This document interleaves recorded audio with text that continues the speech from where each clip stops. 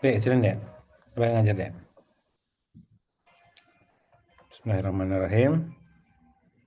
Assalamualaikum warahmatullahi wabarakatuh. Waalaikumsalam Salam. warahmatullahi wabarakatuh. Assalamualaikum warahmatullahi wabarakatuh, Ustaz. Ya, kita hari ini akan belajar tentang ANP ya, Analisis Network Process. Baik.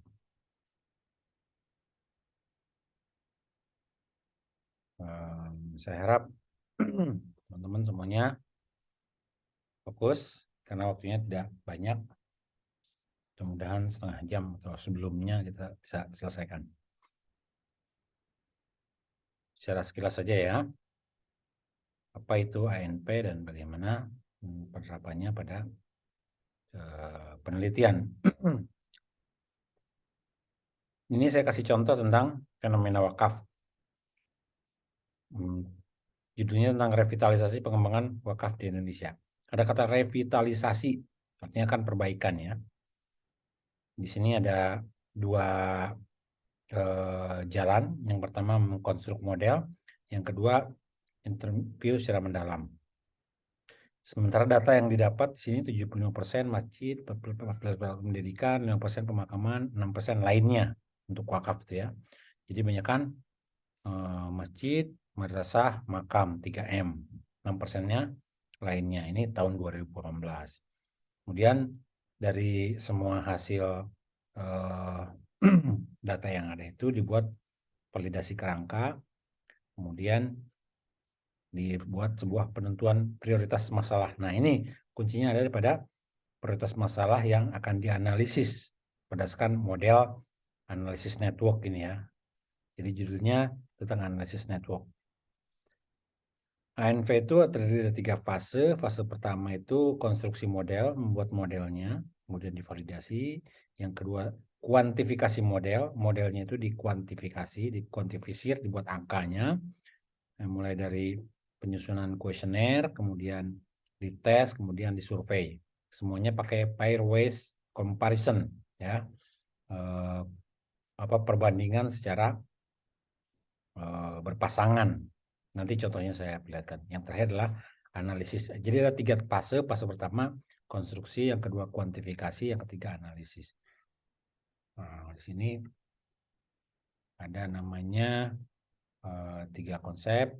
Yang pertama dekomposisi, yang kedua adalah penilaian. Apa nih? Satu lagi yang kelihatan nih. Yang terakhir adalah apa ya? Sini kan kelihatan ya. Komposisi atau sintesis menurut Askarya. Askarya ini orang UI, dia ahli dalam ANP ya. Dekomposisi yaitu konstruksi model, penilaian komparasi yaitu kuantifikasi, komposisi atau sintesis disebut dengan analisis. Lanjut ya. Ini ada 3 tahap. Yang pertama kalau dari model yang ada, model masalah, model solusi, dan model strategi. Kita lewat aja nih, terlalu ribet ya.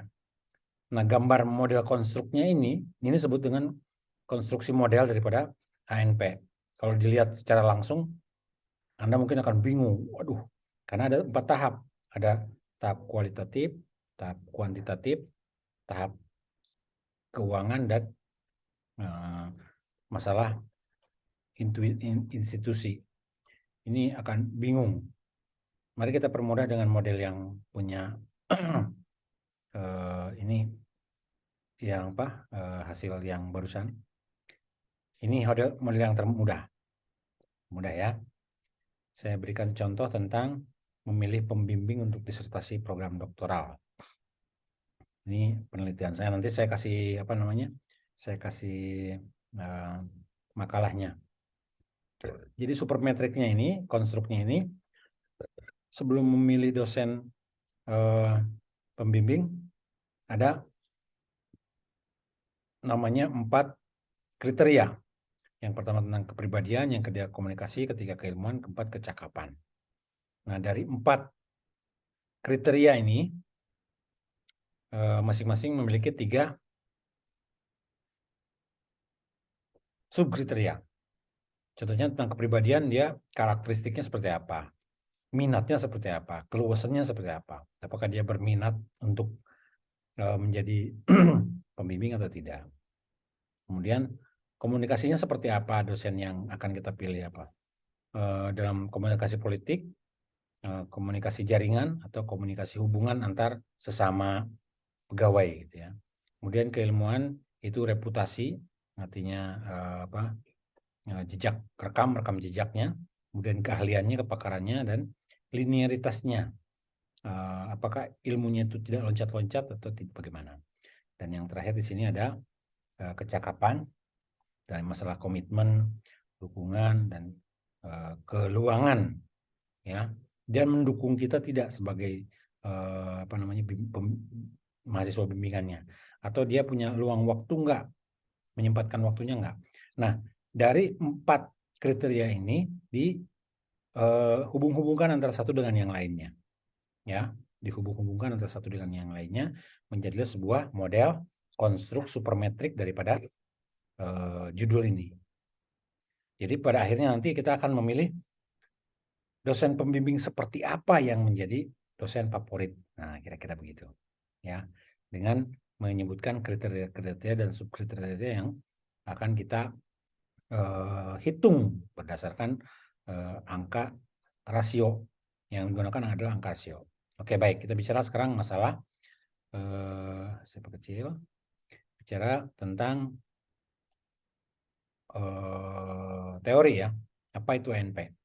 Sebuah pendekatan kualitatif non-parametrik, non-Bayesian yang digunakan untuk menghasilkan sebuah keputusan dengan kerangka kerja tanpa membuat asumsi.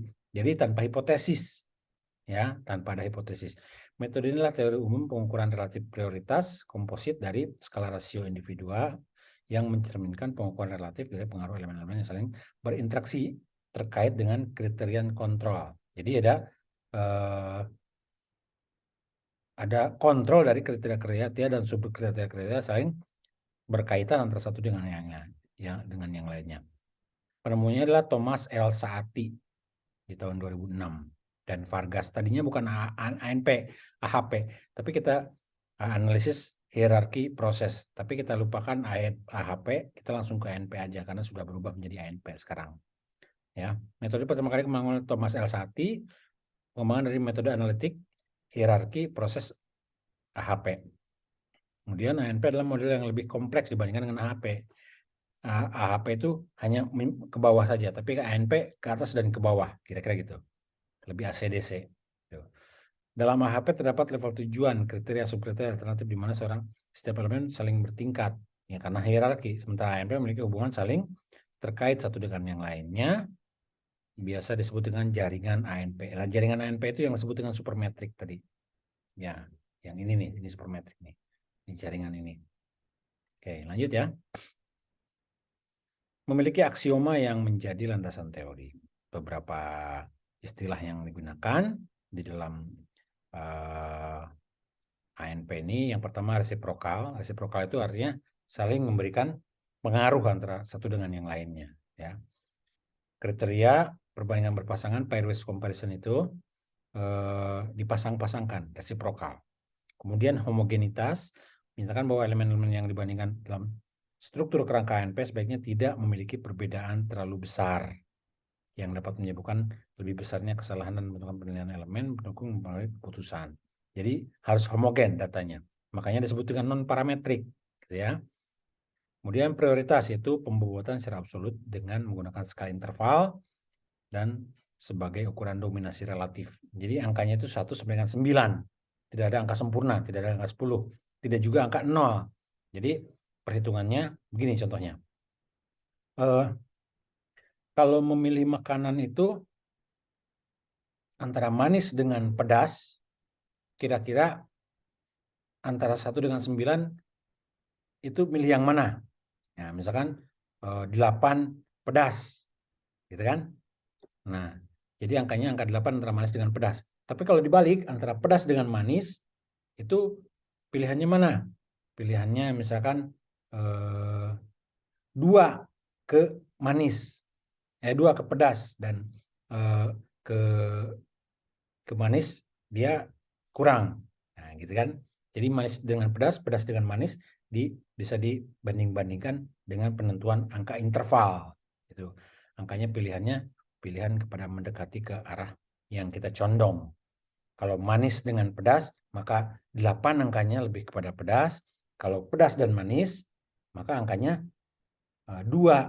Jadi ke pedas di sebelah kiri daripada ke manis. Nanti ada dibandingkan lagi manis dengan asin. Pilih mana? Misalkan menjadi 7 ke asin atau menjadi 3 ke asin dibandingkan manis. Nanti manis, asam, asin itu dibanding-bandingkan antara satu dengan yang lainnya, yang dimana rasa itu harus homogenitas dan skalanya adalah skala prioritas dengan pembuatan secara interval. Baik, selanjutnya dependence condition, artinya diasumsikan bahwa setiap susunan dapat dikomposisikan ke dalam komponen yang membentuk bagian serupa klaster. Ya, nanti ada klaster-klasternya jadinya. Jadi ada subkriteria, ada kriteria, ini klaster. Ini saya kasih contohnya. Nah, ini adalah klaster. Ini klaster, ini klaster, ini klaster, ini klaster. Oke? Contohnya klaster itu. Lanjut ya. Nah, ini agak pusing kalau baca ini, kita lewatin aja. Nah, ini yang dibentuk oleh Prof. Thomas L. Saati, dia dosen di Harvard ya. Dia menggunakan sebuah metode untuk menentukan pilihan, decision making, membuat sebuah keputusan. Jadi ada sebuah pilihan, di sini ada kriteria-kriteria dan subkriteria masing-masing. Nah, di sini ada alternatif 1 dan alternatif 2 untuk mencapai pada goal ini tadi. Jadi baik lagi ke atas. Gitu. Tadi kan contohnya adalah mencari dosen membimbing pilihan. Kriterianya ada kepribadiannya, ada keahliannya, ada kecakapannya. Nah, alternatifnya dipilih berdasarkan perhitungan subkriteria yang ada. Nah, maka seperti apa? Selanjutnya, kalau perbandingan antara AHP dan ANP itu, kalau AHP dia bertingkat ke bawah, tapi kalau ANP itu dia bisa naik, bisa turun. Artinya apa? Artinya data yang kita miliki itu bukan data yang jadi. Kalau AHP itu data yang jadi. Kita yang menentukan seperti apa. Tapi kalau ANP, ini data pilihannya itu bisa berkembang sesuai dengan hasil daripada deep interview. Kalau di lapangan kata responden, ini bisa berkembang bukan hanya manis asin. Rasa itu bukan hanya manis asin asam aja, ada juga rasa namanya hambar. Jadi ada orang yang suka makan makanan hambar. Gitu contohnya. Bisa berkembang ya. Oke. Kemudian ANP adalah model complex decision problem. Jadi bentuknya kompleks seperti tadi, yang tadi wakaf itu agak kompleks dan seperti ini contohnya di semerawut gitu ya. Masing-masing punya klaster-klaster pada wilayahnya sendiri-sendiri. Kemudian ANP itu memberikan hubungan timbal balik dan lompatan. Ini contohnya. Ya, adanya loop lompatan ya. Jadi naik ke atas lagi, bisa turun ke bawah lagi, itu dalam ANP. Nah, contoh, menentukan terhadap pilihan calon yang direkrut dari sales insinyur. Insinyur sales itu seperti apa yang akan direkrut? Sales insinyur seperti apa yang akan direkrut? Maka bentuk ANP-nya ini adalah meng-hire atau menyewa. Ada yang sifatnya teknikal, ada sales, ada experience dan pengalaman. Maka calonnya mana pilihannya? Apakah kita akan memilih seorang teknisi yang jago sales? Apakah seorang sales yang berpengalaman? Atau apakah seorang teknisi yang berpengalaman? Nah, gitu. Ini adalah kriteria-kriteria yang menjadi calon. Ya, masing-masing saling memberikan kontribusi. Tapi berapa persennya itu nanti berdasarkan hasil pilihan para responden. Tuh. Jadi seperti ini, kalau ini AHP kita lewat saja. Kalau ANP dia ada, tadi AHP kan ke bawah. Kalau ANP itu timbal balik ke atas. Dari alternatif ke kriteria lagi bisa berubah. Oke. Nah, ini yang saya sebut dengan supermatrix. Ya. Supermatrix itu adalah model daripada konstruk atau bangunan sebuah pilihan, pilihan, ya. Nah, gitu. Jadi ketika kita melihat sebuah tujuan umum, di sini ada apa namanya tujuan berupa keuntungan dan biaya. Ini keuntungan, ini cost. Keuntungan itu adalah kita meng-hire seseorang yang tadi itu untuk sales engineer. Di sini ada berbanding lurus dengan pendapatan. Ya, makanya ada kandidat 1, kandidat 2. Ini dalam hal ini kita melihat ada 2 klaster. Ya, ada 2 model. Lanjut. Nah, ini layer 1, layer 2. Ini benefit itu adalah satu goal sendiri, kemudian cost satu goal sendiri. Ini modal sendiri, ini modal sendiri. Oke. Nah, kita lewat aja ini ya. Ini hierarkinya contohnya. Nah, ini bagian akhir, semuanya itu bisa kita masukkan ke dalam satu software namanya Super Decision. Super Decision ini banyak tutorialnya. Tadi saya coba di MacBook, ternyata di MacBook ada agak error. Saya agak. Kalau di PC mungkinnya di Windows bisa lebih mudah. Jadi untuk mempermudah ini, saya coba membukakan satu artikel yang saya buat ya. Bentar ya.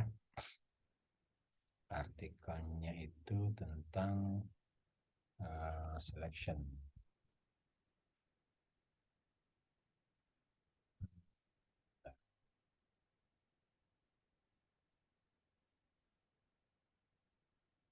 Oke. Ini ya. Nanti saya share nanti.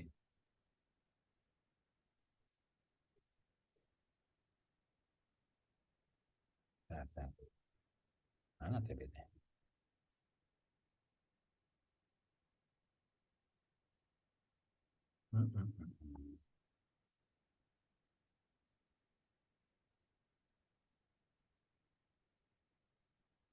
Oke. Ini ada di ekspor ke desktop. Ya.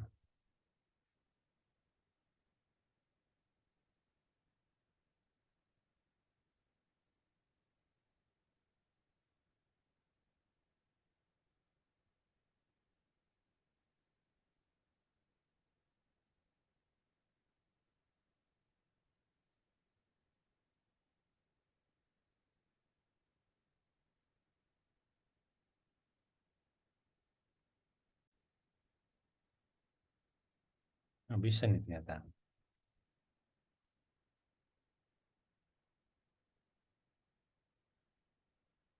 Oke.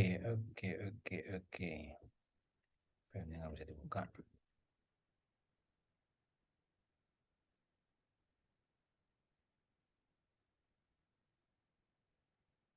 Nah,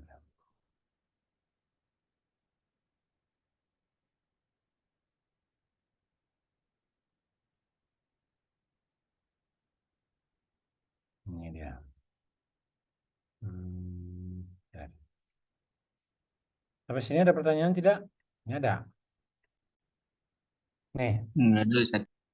Oke. Ini pemilihan pembimbing tadi ya, pembimbing untuk disertasi program doktor. Kenapa ada judul seperti ini? Karena mahasiswa bayar. Jadi mahasiswa sudah bayar, jadi dia berhak untuk memilih dosen yang dia kehendaki kan gitu. Mahasiswa itu bayar mahal. Untuk kuliah S3 itu saya bayar 120 juta. Ya. Nah, jadi dia berhak untuk memilih pembimbing yang dia sukai kan gitu. Dosen seperti apa yang menjadi pilihannya? Nah, maka dibuatlah sebuah penelitian tentang ini. Latar belakangnya kan gini, di Portugal menyelesaikan gelar PhD lebih lama daripada yang diinginkan. Waktu untuk menyelesaikan program hasil kombinasi dari kondisi pendanaan, pembimbing, strategi waktu dan terkait. Berbicara terkait bimbingan muka dan sebagainya. Ini latar belakang lah ya. Latar belakang itu membicarakan tentang penelitian-penelitian terdahulu dan dibanding-bandingkan. pembandingan. Maka judulnya dalam penelitian ini, nah gitu. Berangkat dari latar belakang pembimbingan potensi mahasiswa serta seputar fokus penelitian dikaji, maka makalah ini bertujuan untuk mencari alternatif terbaik dalam pemilihan pembimbingan, ya, menggunakan teknik ANP. Nah, ini mencari apa namanya eigenvector. Eigenvector itu apa? Dia mencari persamaan-persamaan atau kesepakatan. Nanti dibahas kemudian ya.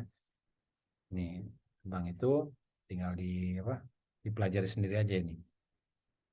Jadi ada namanya interpretasi yang diandalkan atau yang ditawarkan oleh Kendall. Koefisien Kendall itu angka 0 sampai dengan 1. Ini tahu kan semuanya kan? Kalau 0 itu kurang, semakin mendekati 0 kurang, kalau mendekati 1 adalah kuat, kan itu, sempurna. Koefisien kan gitu kan? Apa namanya, korelasi 0 sampai 1. 100%. Nah, hasil pembahasannya seperti ini. Ini gambarnya nanti bisa dilihat, saya share. Gambarnya dilihat, ada 4 kriteria. Ada dosen A, dosen B, ada 4 pribadi, komunikasi, keilmuan, cakapan. Nah, pribadi ada karakteristik, minat, keluasan. Komunikasi ada politik, jaringan kerja, dan kecakapan ada reputasi, kepakaran. Nah, gitu kira-kira. Nah, hasilnya seperti ini. Jadi berdasarkan apa namanya, perhitungan, kita tampilkan di sini perhitungannya seperti apa, perbandingannya. Ini contohnya apa namanya, menggunakan ini deskripsinya masing-masing sudah ada. Tinggal 10 menit lagi ya, nanti kita sudahi. Masing-masing harus melakukan membuat deskripsinya. Ada deskripsinya masing-masing ya, ada nomornya juga. Nanti semuanya dibanding-bandingkan antara peluangan waktu dengan kesamaan aspirasi politik, semuanya dibanding-bandingkan. Jadi hasilnya ini. Hasilnya, nah ini. Jadi ada 3 pakar yang diminta, dan ini adalah tabel Geominnya. Pribadinya seperti apa, komunikasi seperti apa. Ya, ini yang warna biru itu pakar 1, yang responden 1. Respondennya harus pakar semua. Yang warna merah itu responden 2, yang warna abu-abu itu responden 3. Kemudian ini Geomin. Geomin itu min tapi nya bersifat geo secara keseluruhan. Jadi pada akhirnya nanti ditemukan hasil daripada weight sum factor. W-nya ini kesepakatannya sebagai berikut. Ini kesepakatannya. Kepribadian ini yang paling sepakat di angka berapa? Ternyata pada angka yang paling tinggi keluasan. Ya, di keluasan. Jadi semua para responden ini sepakat dengan besaran 0,62 dalam hal keluasan.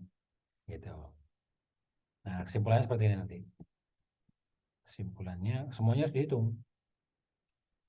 Berdasarkan 2 pertanyaan latar belakang, diambil kesimpulan ada 2 pertanyaannya ya. Yang pertama tentang kesepakatan para responden, yang kedua dosen seperti apa yang menjadi pilihan. Itu. Jadi yang pertama karakteristik dosen yang memiliki rekam jejak keilmuan dengan Geomin 0,37. Nah, ini jawaban yang pertama. Mereka sepakat pilihan dosen, bukan. Yang pertama dosen yang menjadi dosen pilihan adalah yang memiliki rekam jejak. Ini pilihannya. Ya, oke. Dengan Geominnya 0,7. Adapun prioritas karakteristik pembimbing, nah ini yang memiliki kesepakatan cukup tinggi. Ini nih, keluasan 0,63, hubungan baik sesama staf 0,4, kepakaran dalam jejak keilmuan 0,6, komitmen 0,5. Jadi ada 4 subkriteria yang menjadi kesepakatan di antara para responden. Keluasan, hubungan baik, kepakaran, dan dalam rekam jejak, bukan jejak rekam jejak, dan komitmen. Nah, ini adalah kesepakatan di antara para responden. Tapi yang memiliki pilihan terbanyak adalah yang memiliki jejak rekam atau rekam jejak atau di antara para dosen ini dengan Biomin bisa 0,37 atau sekitar 37%, ya 37%. Nah, jadi seperti ini. Nanti saya share filenya ini biar lebih jelas. Syukur-syukur bisa dijadikan sebagai rujukan kalau Anda mau memilih Anda mau membuat sebuah penelitian dengan selection, sekali lagi selection itu pilihan ya, alternatif pilihan. Jadi penelitian ANP ini adalah penelitian yang menentukan pilihan alternatif atau menentukan keputusan terakhir seperti apa yang dimaui dari beberapa pilihan yang ada. Nah, kira-kira seperti itu. Dengan menggunakan analisis network proses. Sampai sini ada pertanyaan? Silakan jika ada yang bertanya.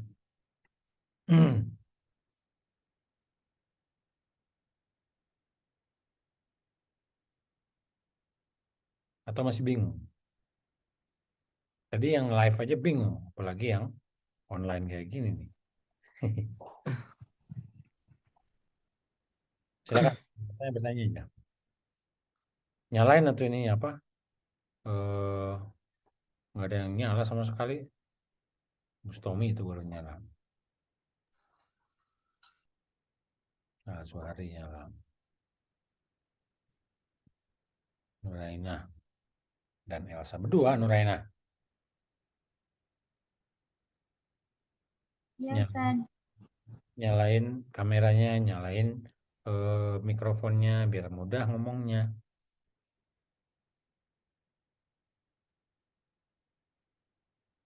Ini Amel nih, gambarnya kok berbeda, kayak artis bucin. Mel, ada di sana Mel? Elis Fidatul. Fauzan lo Fauzan? Noval? Oke? Sat lagi sama kegiatan ada tugas, Sat. Oke, nggak apa-apa. Ayo, siapa yang bertanya? Kalau kita yang calonnya satu bisa pilih itu juga Ustaz. Gimana? Pilih apa namanya? Bisa pilih pembimbing skripsi gitu Ustaz. Apa yang ditentuin? Ya bisa. Skripsi juga bisa milih. Emang nggak bisa? Bisa lah. Oh jadi nggak ditentuin ya Ustaz? Ditentuin dong. Siapa ahlinya? Misalkan penelitian tentang sosiologi bahasa, ya kan? Ya tentunya dicarikan dosen yang ahli di dalam sosiologi bahasa, gitu maksudnya. Yang ahli di dalam bidang itu. Takut salah nanti kalau nggak dipilih kan. Tapi kan jelas kalau S3 itu semua mahasiswanya sudah rata-rata sudah mengerti tentang mengerti tentang metode penelitian. Walaupun tidak semuanya jago ya, tapi mengerti lah penelitian. Kalau satu belum. Makanya dicarikan. Tapi secara umum paham ya, ANP ini ya, mencari satu alternatif. Sederhananya gini, kalau Anda mau beli handphone, kalau dengan menggunakan teknik ANP ini, Anda akan melihat bagaimana kapasitasnya, kapasitas baterainya, kapasitas RAM-nya, kemudian kapasitas memorinya, ya kan? Itu yang terbaik semua kan? Tapi yang jelas ketika ini pilihan fitur, pemilihan aplikasi, pemilihan baterai, pemilihan